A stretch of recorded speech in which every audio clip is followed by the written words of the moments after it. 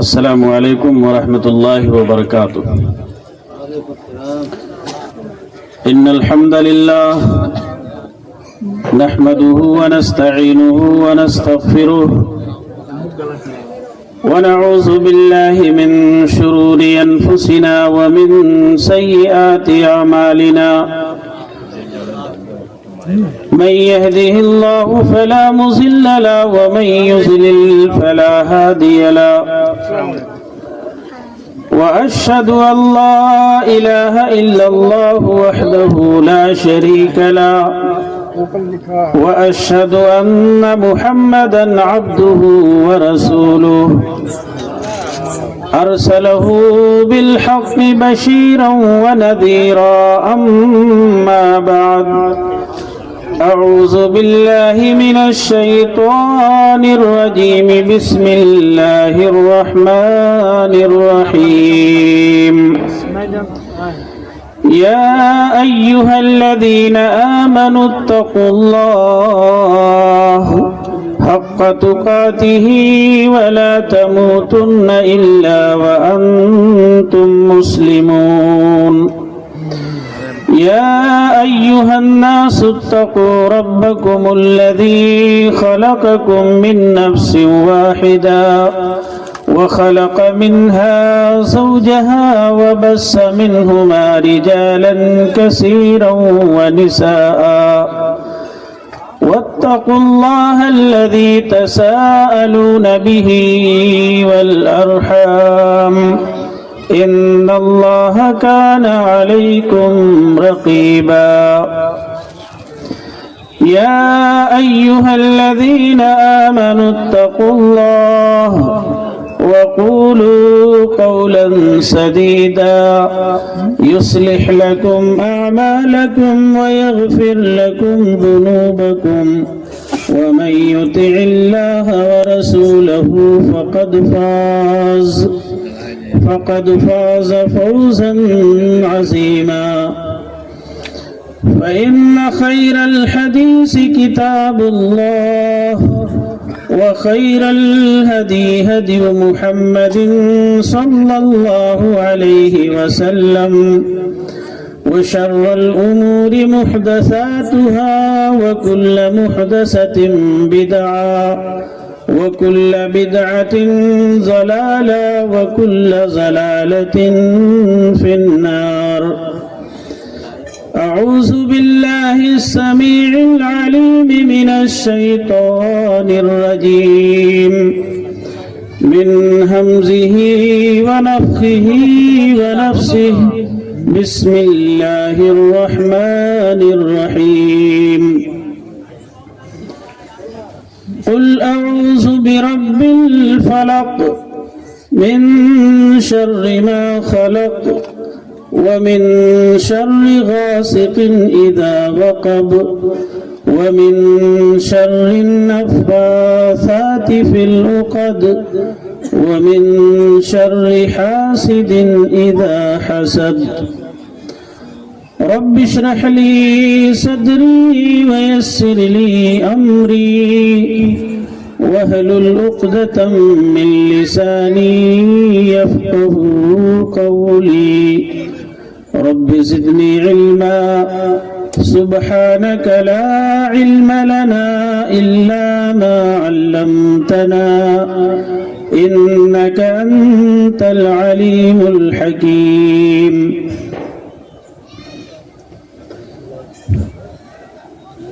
آج کے اس اجلاس کے صدر محترم فضیلت الشیخ سمیع اللہ فیدی حفظہ اللہ، اور اس اجلاس کے ناظم اجلاس فضیلت الشیخ افضل احسان عصری حفظہ اللہ، اور ہمارے مربی و مشفق استاذ امیر محترم جمعیت اہل حدیث حلقہ نوگڑھ فضیلت الشیخ عبدالرحیم امینی حفظہ اللہ، اسٹیج پر جلوہ افروز دیگر افاضل و اجلہ علماء کرام، سامنے تشریف فرما سامعین و حاضرین و خواتین ملت اسلام،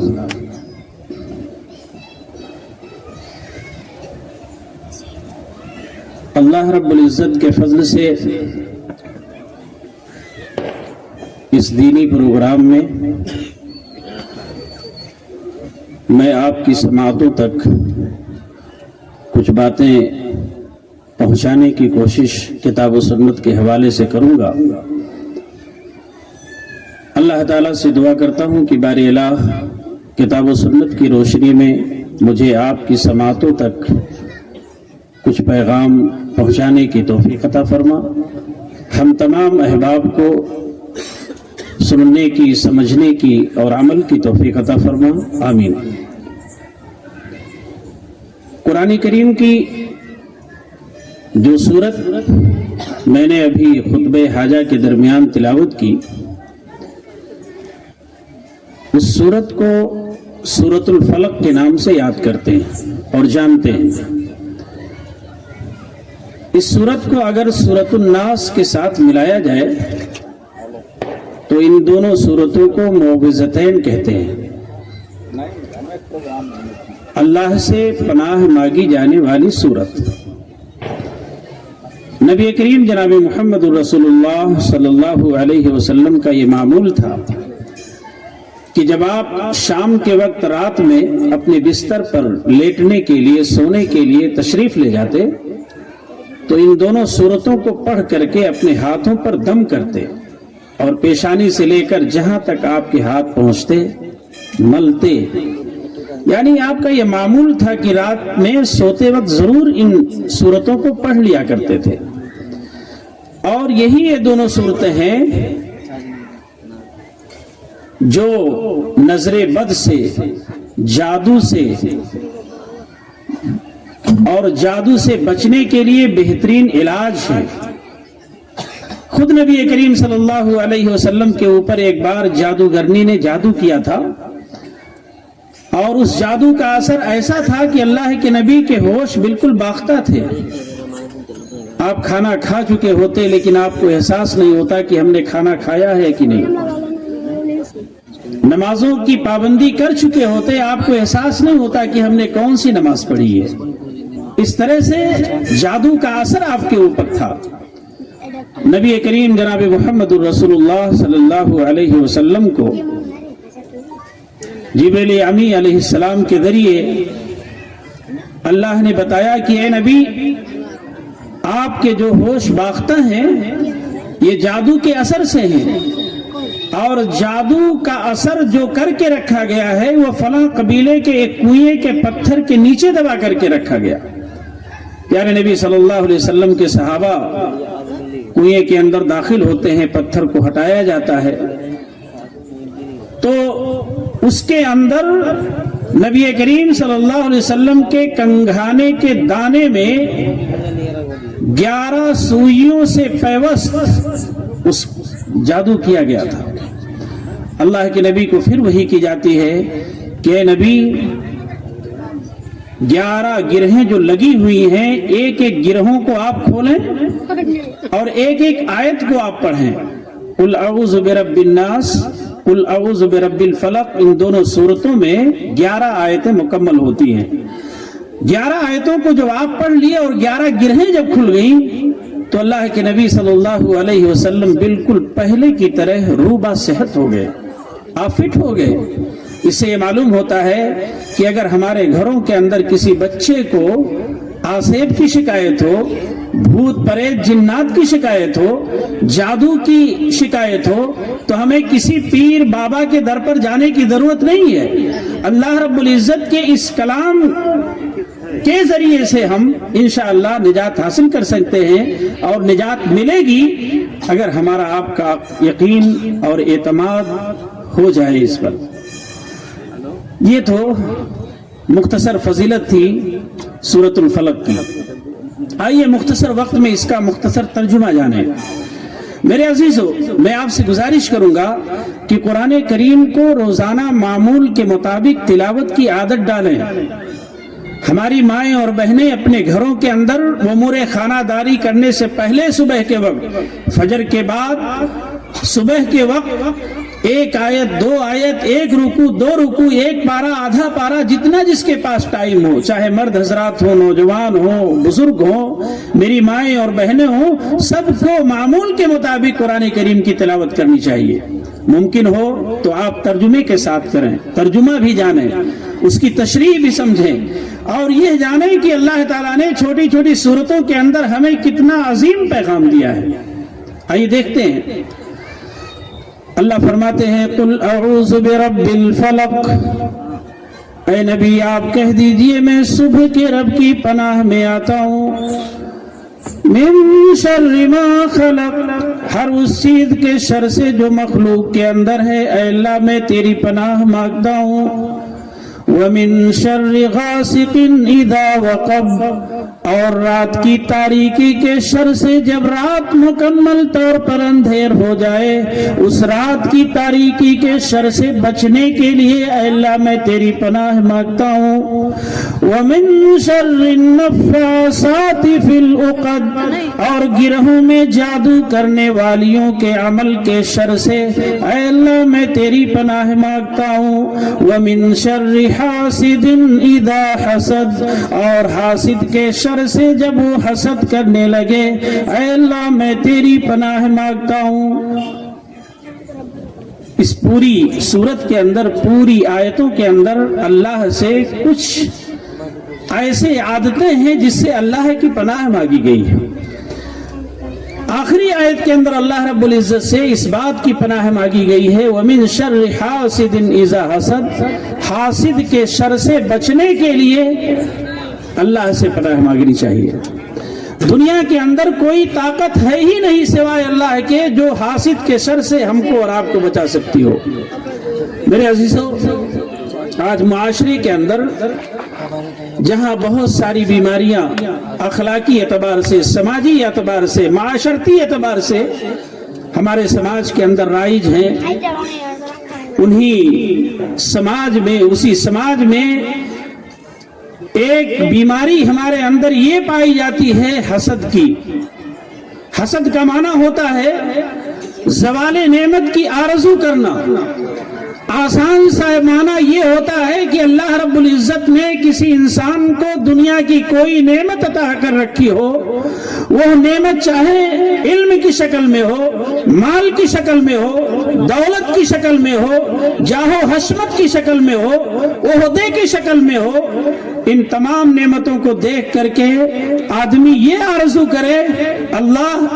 اس کو کیسے یہ ساری نعمتیں مل گئیں، اسے چھین جاتی، اس سے چھن کر کے اگر مجھے مل جاتی تو بڑا اچھا ہوتا۔ یہی ہے حسد، اور یہ ہمارے معاشرے کے بہت سارے لوگوں کے اندر، بے شمار اور بیشتر لوگوں کے اندر پائی جاتی ہے، الا ماشاء اللہ جو بچ گئے بچ گئے۔ یہی وہ حسد ہے جس کی بنیاد پر روئے زمین پر سب سے پہلا مرڈر اور سب سے پہلا قتل ہوا تھا۔ قرآن کریم کے اندر اللہ رب العزت نے اس واقعے کو بڑی تفصیل کے ساتھ ذکر کیا ہے کہ حسد ہی کی بنیاد پر قابیل نے اپنے سگے بھائی حابیل کا قتل کیا تھا، اور حسد ہی کی بنیاد پر حضرت یوسف علیہ السلام جو جلیل القدر پیغمبر ہیں، ان کے سگے بھائیوں نے گالوں پر ان کے تماچے مارے تھے اور لے جا کر کے ایک سنسان وادی میں کے ایک کنویں کے اندر ان کو ڈال دیا تھا حسد کی بنیاد پر۔ لیکن انہیں کیا پتا تھا کہ جس بھائی کو ہم دنیا سے ہٹانے کی کوشش کر رہے ہیں حسد کی بنیاد پر، یہی بھائی بچ جائے گا، اور ایک وقت آئے گا کہ یہ مصر کے خزانے کا انچارج ہوگا، اور ہمارے اوپر بھوکمری آئے گی، قحط سالی پڑے گی، بھوکمری کے جب ہم شکار ہوں گے تو انہی بھائیوں کے پاس ہم غلہ لینے کے لیے بھی جائیں گے۔ اسی بھائی کے پاس وہ تمام بھائی غلہ لینے کے لیے جائیں گے۔ انہیں کیا پتا تھا؟ اس سے یہ معلوم ہوتا ہے کہ حاسد کو چاہیے کہ اللہ نے جو نعمتیں دے رکھی ہیں انسانوں کو، ان نعمتوں کو دیکھ کر کے جلے نہیں، ان نعمتوں کو دیکھ کر کے آپس میں اپنے دل میں بھنے نہیں، جلے نہیں، حسد نہ کریں۔ اور یقین جانیے نبی کریم جناب محمد رسول اللہ صلی اللہ علیہ وسلم کی وہ حدیث مجھے یاد آئی. ایک موقع پر اللہ کے نبی نے بڑی پیاری نصیحتیں فرمائی تھی صحابہ کرام کو. راوی حدیث حضرت انس ابن مالک رضی اللہ تعالیٰ عنہ فرماتے ہیں، وہ حضرت انس ابن مالک جنہوں نے نبی کریم جناب محمد رسول اللہ صلی اللہ علیہ وسلم کی مسلسل 10 سال تک خدمت کی ہے. راوی حدیث کا بیان ہے، اللہ کے نبی نے ایک موقع پر فرمایا تھا، لا تباغضوا ولا تحاسدوا ولا تناجشوا ولا تدابروا ولا تقاطعوا وَكُونُوا عِبَادَ اللَّهِ إِخْوَانًا. اللہ کے نبی نے ارشاد فرمایا، اے لوگوں آپس میں بغض نہ رکھو، دلوں کے اندر کدورت اور نفرت ایک دوسرے سے نہ رکھو. وَلَا تَقَاطَعُوا، اور آپس کی رشتہ داریوں کو کاٹنے اور توڑنے کی کوشش مت کرو. وَلَا تَنَاجَشُوا، اور اگر کسی اسلامی بھائی نے یا کسی انسان نے کوئی چیز خرید رکھی ہے تو اس پر بولی لگا کر کے ڈاک بڑھ کر کے خریدنے کی کوشش مت کرو. ولا تحاسدوا، اور دیکھو اللہ نے دنیاوی نعمت کسی انسان کو دے رکھی ہے، وہ نعمت چاہے مال کی شکل میں ہو، اولاد کی شکل میں ہو، حسن و جمال کی شکل میں ہو، جوانی کی شکل میں ہو، علم کی شکل میں ہو، جاہ و حشمت کی شکل میں ہو، ان تمام نعمتوں کو دیکھ کر کے آپس میں حسد نہ کرو. وَكُونُوا عِبَادَ اللَّهِ إِخْوَانًا، اور اے لوگوں آپس میں بھائی بھائی بن کر کے رہو. اور اسی سے ملتی جلتی ایک روایت، اس روایت کے اندر امام کائنات جناب محمد رسول اللہ صلی اللہ علیہ وسلم ارشاد فرماتے ہیں، وَلَا يَحِلُّ لِمُسْلِمٍ أَن يَهْجُرَ أَخَاهُ فَوْقَ ثَلَاثٍ. اور سن لو، کسی اسلامی بھائی کے لیے حلال نہیں، جائز نہیں کہ وہ اپنے اسلامی بھائی سے 3 دن سے زیادہ ناراض رہے. یہ شریعت اسلامیہ اس بات کا متقاضی ہے کہ اپنا حقیقی بھائی ہو یا خونی رشتے سے تعلق رکھتا ہو یا گاؤں گھر کا ہو یا کسی گوشے کا ہو، ہے تو وہ اسلامی بھائی کسی اینگل سے کسی بھی ناحیے سے 3 دن سے زیادہ ناراض نہ رہے. لیکن ہمارے معاشرے کے اندر اگر جائزہ لیا جائے تو بہت سارے ایسے لوگوں کے اندر پائی جائیں گی کہ سگے بھائی بھی ہوتے ہیں، ایک خونی سے رشتے سے تعلق رکھنے والے ہوتے ہیں، مر جاتے ہیں، دعا سلام نہیں، کھانا پینا نہیں، کوئی تعلق نہیں. اور اسی حدیث کے اندر اللہ کے نبی نے یہ بھی فرمایا، بِحَسْبِ امْرِئٍ مِّنَ الشَّرِّ أَن يَحْقِرَ أَخَاهُ الْمُسْلِمَ، اور جان رکھو کہ ایک انسان کے لیے سب سے برا ہونا یہی کافی ہے. دنیا کے اندر سب سے برا انسان وہ ہے جو اپنے کسی اسلامی بھائی کو حقیر سمجھے، حقارت بھری نگاہ سے دیکھے، یہ کہے میرے سامنے تیری اوقات کیا ہے، میرے سامنے تیری عزت کیا ہے، میرے سامنے تیری کوئی ویلو نہیں ہے. ایک مسلمان کی ویلو جاننا چاہتے ہو تو آؤ نبی کریم صلی اللہ علیہ وسلم کی حدیث سے جانو. نبی کریم صلی اللہ علیہ وسلم نے خانہ کعبہ کی طرف اشارہ کرتے ہوئے فرمایا تھا، وہ خانہ کعبہ جو پوری دنیا کا مرکز ہے، قبلہ ہے، جہاں پر حجاج کرام حج کرنے کی غرض سے لاکھوں روپیہ خرچ کر کے جاتے ہیں، اس خانہ کعبہ کی طرف نگاہ اٹھا کر کے اشارہ کر کے کہا تھا، اے خانہ کعبہ یقیناً تو بہت زیادہ محترم ہے، تیری پاکی کا کوئی مثال نہیں، لیکن ایک مسلمان کی عزت، ایک مسلمان کی آبرو تیرے احترام سے بھی زیادہ محترم ہے. جس کو ہم کہہ دیتے ہیں میرے سامنے تیری اوقات کیا ہے، چاہے وہ نوکر ہو، خادم ہو، چاہے وہ ادنا سا غلام ہو، چاہے وہ آپ کے تابع ہو، چاہے کوئی بھی ہو، پاور کے نشے میں، دولت کے نشے میں، طاقت کے نشے میں آ کر کے آپ کسی کو نہ کہیے کہ میرے سامنے تیری اوقات کیا ہے. انہی تمام نصیحتوں میں اللہ کے نبی نے کون سی نصیحت فرمائی تھی؟ وَلَا تَحَاسَدُوا، اور دیکھو آپس میں حسد نہ کرو. حسد کا معاملہ بڑا عجیب ہے. میرے سامنے جو کل فٹ پاتھ پر زندگی گزارتے تھے، آپ کے سامنے جو کل سائیکل پر سواری کیا کرتے تھے، اگر اللہ نے ان کے بچوں کی دولت میں، اگر اللہ نے ان کی کمائی میں کچھ دولت نواز دیا ہے، اگر وہ 4 ویلر سے چل رہے ہیں تو آپ کا کیا حق بنتا ہے کہ یہ کہاں سے لایا، کیسے لایا؟ اگر وہ صاف ستھرا لباس پہن رہے ہیں تو ہمارا کیا حق بنتا ہے کہ وہ کہاں سے پہن رہا، کیسے بن رہا ہے؟ یہ تو بات چھوڑ دیجئے عمرہ اور روسا کی، انگلیاں اٹھتی ہیں عمرہ اور روسا پر، ارے ہمارے ان علماء کرام پر بھی انگلیاں اٹھتی ہیں جو بیچارے کل پیدل چل رہے تھے، اگر آج انہوں نے سائیکل خرید لی ہے، اور جو سائیکل خرید کر کے چلتے تھے اگر آج انہوں نے بائک خرید لی ہے، بائک سے جو چلتے تھے اگر وہ 4 ویلر خرید لیے ہیں، تو لوگوں کی آوازیں اٹھتی ہیں یہ کیسے کمایا، کیسے کھایا، کیسے چل رہا ہے؟ میرے عزیزوں، حسد سے بچو۔ نبی کریم صلی اللہ علیہ وسلم کے ایک صحابی حضرت عبداللہ ابن عمر رضی اللہ تعالی عنہ یہ حدیث کے راوی ہیں، بیان کرتے ہیں کہ میں نے نبی کریم صلی اللہ علیہ وسلم کی موجودگی میں دیکھا کہ ایک بار سوال کیا گیا، ای الناس افضل، اے اللہ کے نبی لوگوں میں سب سے بہتر انسان کون؟ آپ نے ارشاد فرمایا، کل مخموم القلب وصدوق اللسان۔ وہ سوال کرنے والے سن،